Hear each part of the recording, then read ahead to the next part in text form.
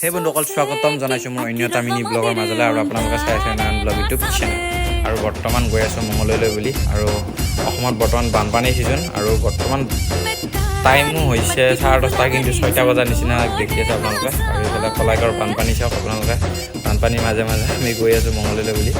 আৰু ফাইনেলি আহি পালোঁ কলেজ আৰু কলেজৰ কাউণ্টাৰৰ পৰা আমি মাৰ্কশ্বিট লৈ আছোঁ